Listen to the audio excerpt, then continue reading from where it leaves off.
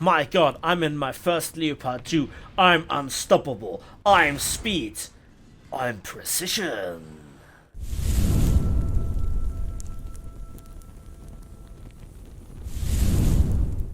Hello there, and welcome back to War Thunder, to the tank review of the Leopard 2AV.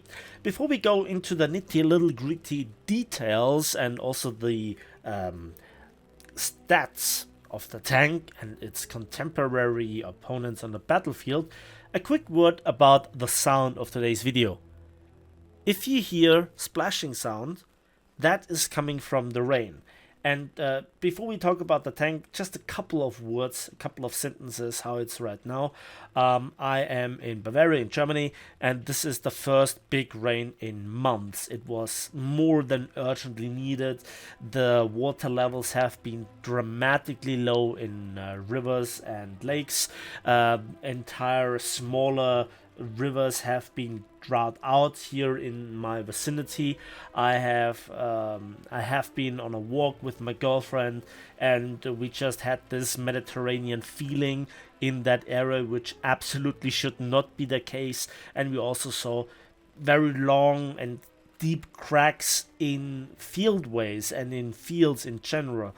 The crops themselves have been smaller than usual, of various different kinds, and so the rain is absolutely needed, and it's already going on for hours, which is good news. And so I welcome this. So if you are bothered by this, I'm sorry about this. Nothing that I can do by recording this today.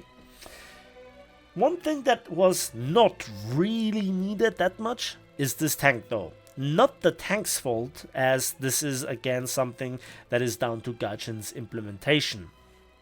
So let's just go right into it.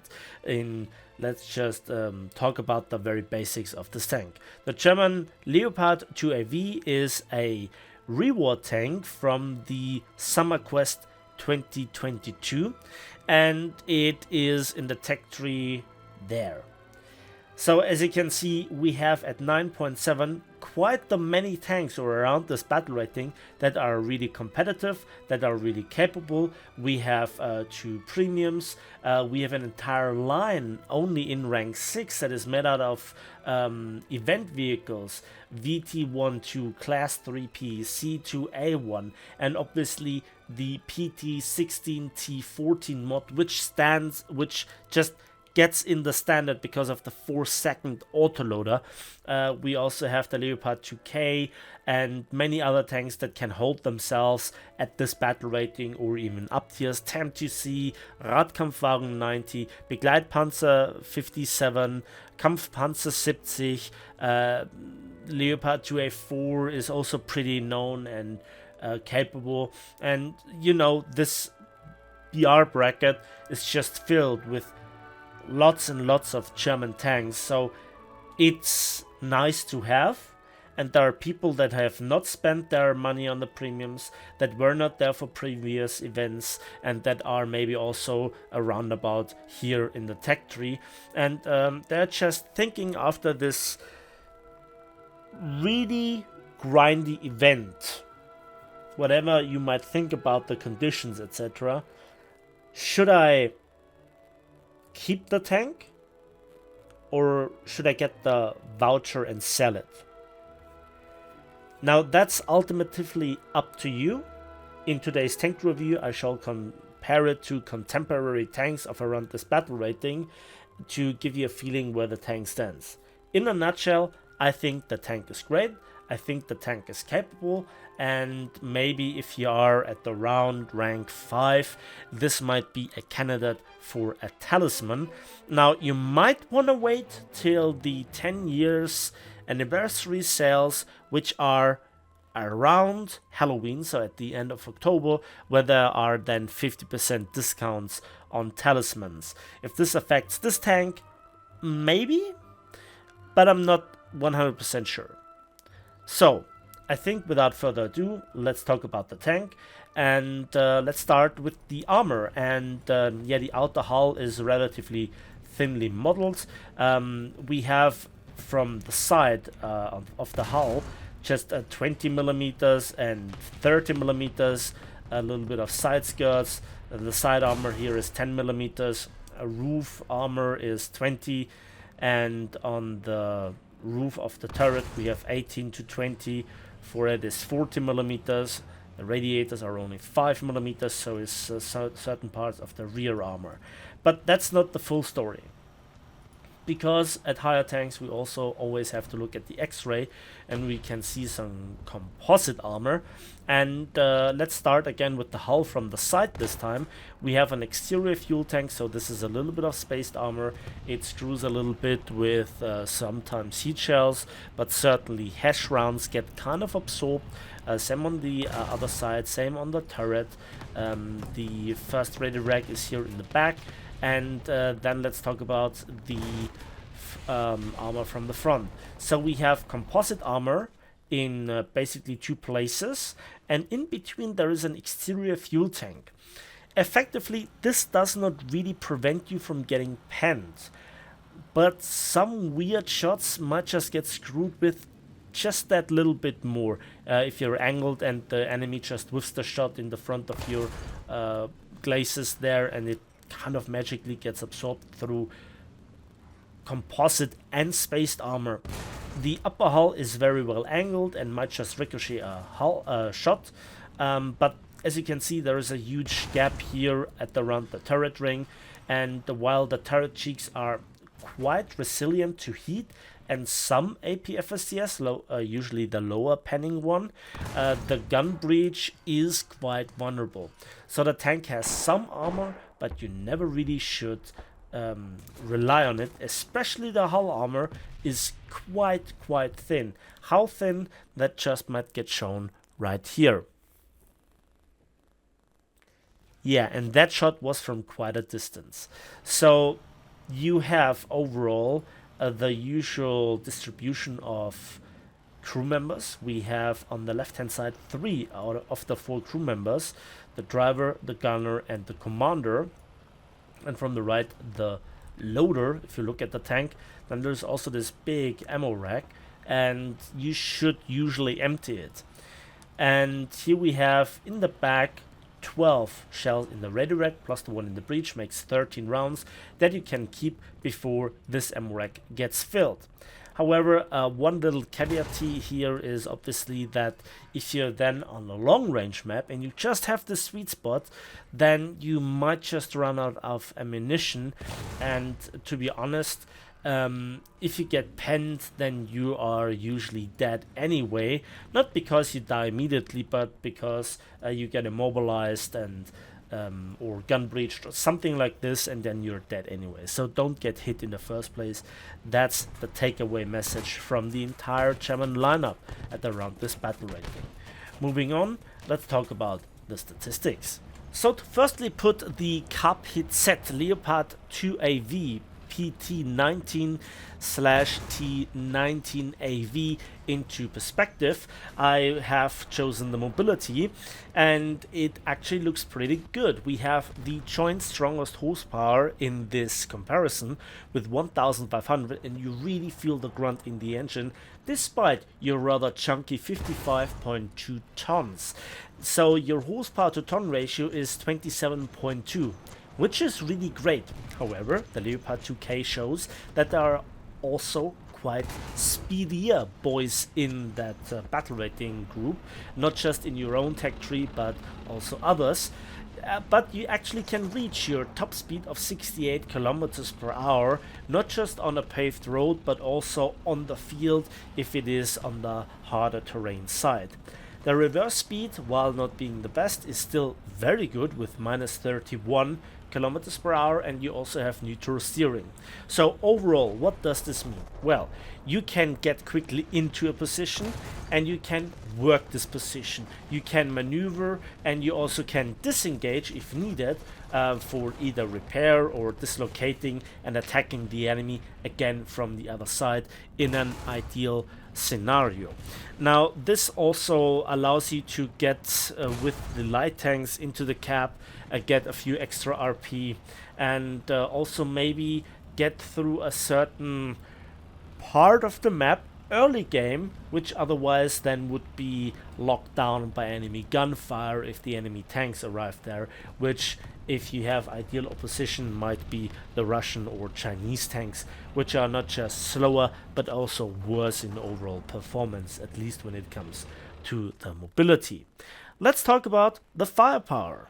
And this is where we have in this comparison the smallest gun, the 105 L7A3. We have overall 40 rounds of ammunition, and the reload is your standard 6.7 seconds for a fully trained ace crew. The Chinese and Russian tanks here having autoloaders, so usually up there with you, or when you lose a crew member, even better. Your turret rotation speed is very nice with 40 degrees per second, and you have a very good gun depression and elevation of -9 and +20.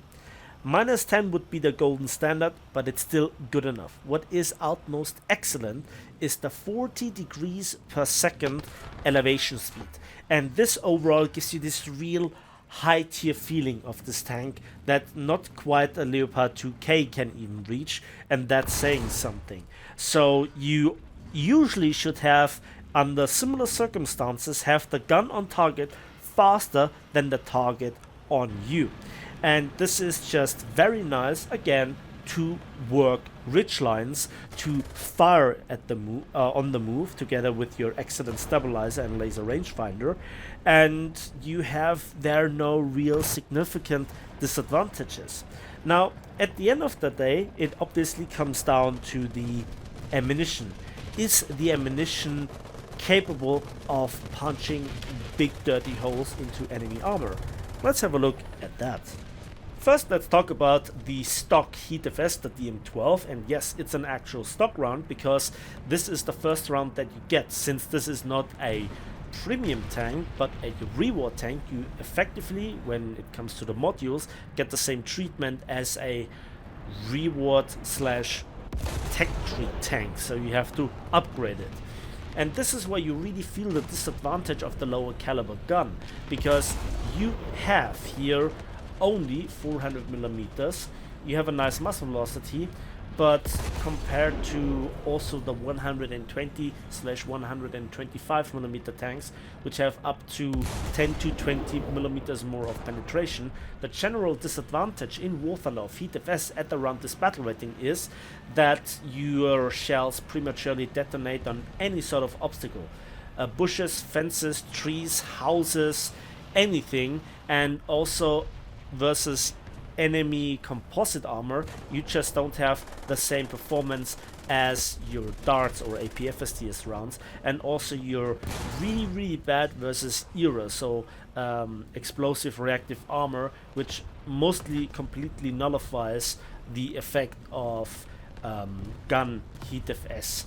So this is not a nice stock shell to use versus other actual main battle tanks, especially the Russian ones, which have a lot of ERA, but you still can aim for weak spots and you don't lose penetration at range, and you also have a bit better post-penetration damage effect versus lightly protected targets that you might not kill outright with an APFSTS, to which we'll come just in a moment, but you have also a little bit of overpressure effect. You also have a little bit of better fragmentation, at least in my experience, at least when I played the tank.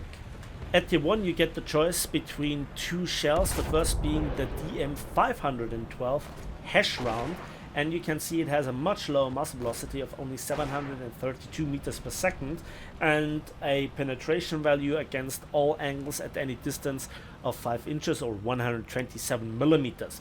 It also has a rather unique and not equal to heat post-penetration damage effect. This round might be again effective versus lightly protected targets such as SBA or IFVs, and also you can lob the shell due to the low muzzle velocity, but it's rather a niche usability for this round. And again, just like HeatFS, it prematurely detonates on bushes, fences, trees, does particularly bad versus composite and spaced armor, and also versus ERA. So very niche one, and I would take this shell to complement the second tier 1 upgrade choice when it comes to the shells. The third shell in this comparison is the DM23, and this is where the fun starts. We have a muzzle velocity of 1455 meters per second, a penetration at 0 degrees of attack at point blank range of 337 millimeters, and 193 at 60 degrees angles of attack.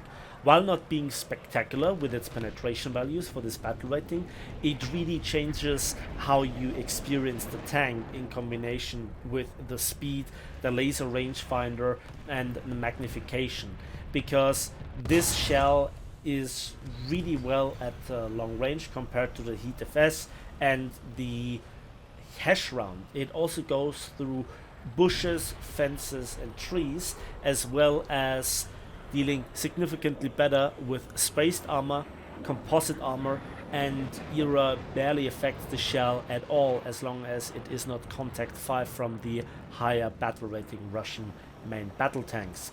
So overall, this is what you should prefer over the hash round, and we're not done yet, because the best shell, which is the DM33, it is a tier 4 upgrade and therefore comes rather late in the grind, but it might just be worth it, because as you can see here in the comparison, it actually puts you not just very close to the DM23 of the 120mm L44, for instance on the Leopard 2K, but also in general puts you in the middle of the pack.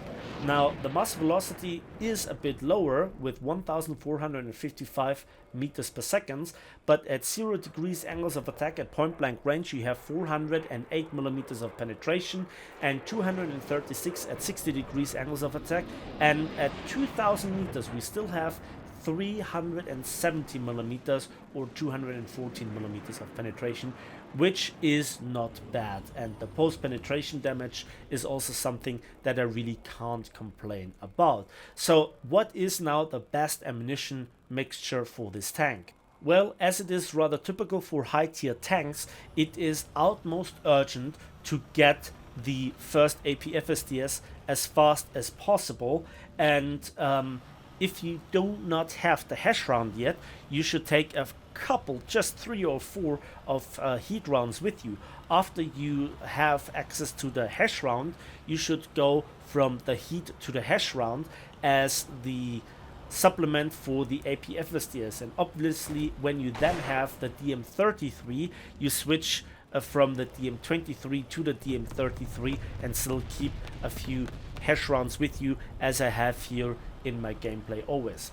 I personally always carry too much ammunition, and yes, maybe that killed me once or twice unnecessarily, but overall it is really when you get in those long range engagements, when you have the map control, it's the most gruesome thing to run out of ammunition, and there is always the chance that you get one of those desirable, at least for me, long range maps. So that's the tank when it comes to the statistical comparison. So what do I think of this tank? Well, first of all, as a collector, I absolutely had to get it, and I also think that this tank will, in the long run, because it's German, achieve rather high prices on the marketplace 2-3 years down the line. Right now it will probably be sold somewhere between 60 and 70 gaijin coins, maybe drop a little bit and then slowly but surely rise in value. As a tank for your lineup, it really fits in the playstyle very well. If you already have quite the fleshed out 9.7 or 10.0 lineup, then this tank is not necessary. It's not a must-have. There are other tanks such as the PT-19-T14 mod, which has 4 seconds reload and a 120mm. If you have this tank, you have some of the best 9.7 tanks in the game. Also, there is the Tech-3 Leopard 2K with its fantastic roof-mounted 20mm and also very capable shells. You have something like the Radkampfwagen 90 and the TAM2C with the lower caliber guns. So you really don't need this tank. If you are a new player and you are just at the start of the tech tree, maybe to rank 4, then this tank might be something interesting for you to get, but not under all costs. I want to point this out. There is enough similar stuff in the tech tree, there is enough similar stuff on the marketplace, and also already available as premiums. Yeah, it's just like the curse of the game that while this tank is not bad, right now at this stage of the game, it's just not the most desirable thing. It's good, it's very well rounded, you can really make it work, it actually is a little bit of fun, but there is nothing outstanding. It doesn't have a coaxial or roof mounted 20mm. That's missing. We don't even have a heavy machine gun, which is a rather rarity for main battle tanks at around this battle rating, aside from obviously the German tech tree. And it's not a premium, so why spend huge amounts of money on it? I don't know, I can't tell. So at the end of the day, it's really up to you where you stand, what you really want. That the tank is capable, that the tank really has a fighting chance, I think I've shown very well in this tank review. And without further ado, that's it for me today. So thank you very much for staying with my channel, for watching this review. I hope you go through the immense effort of clicking like and subscribe. For you it's just a couple of clicks, for me it means the world. And as usual, share this video with your friends, clanmates, and whoever else you can annoy with such a link.